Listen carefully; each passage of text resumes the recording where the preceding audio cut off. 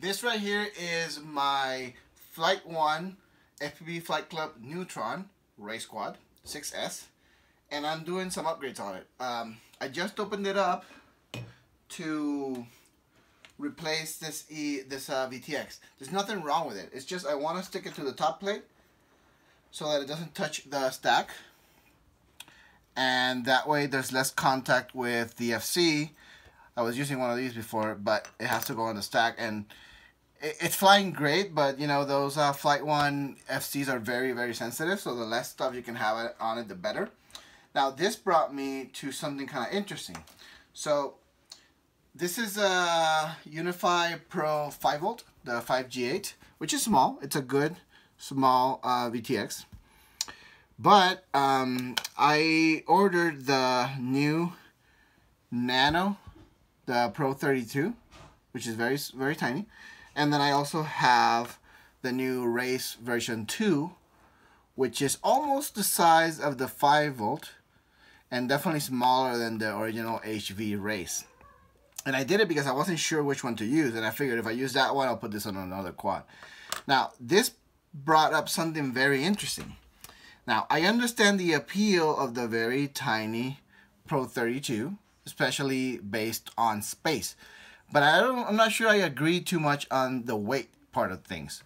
See, here's the deal. If we put it on the scale, we are talking about 1 gram, right? 0.9, so 1 gram. And this guy over here is 3.6 grams, so almost 4. But that doesn't tell the whole story.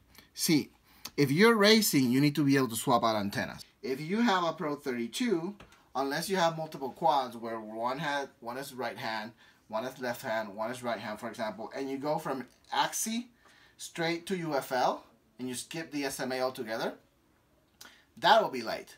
But if you have to run an SMA so that you can swap out antennas, guess what you end up with? Check it out.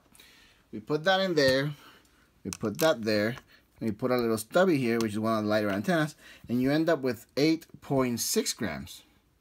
Now, if we take our Unify Pro Race 2 and put it on there, and we just put an MMCX AXI, that is 6.6. So this is actually lighter. You start out with a heavier VTX, but the fact that you skip the SMA connection altogether makes it lighter, and you can still swap out antennas.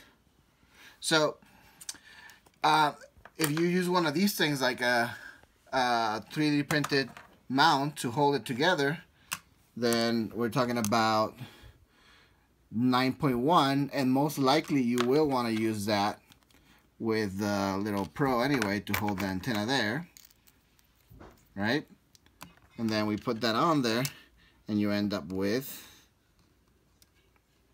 11.1 grams. So this setup is actually lighter. The SMA connection is just very heavy, so that's something to keep in mind. If you can afford to have multiple quads and you can run a UFL to AXI, skipping the SMA altogether, then yeah, the Pro32 will be lighter. But anytime you have to run an SMA connector, you end up with more weight. This setup is actually lighter. It's just something to think about, really, because the VTX by itself doesn't really tell the whole story.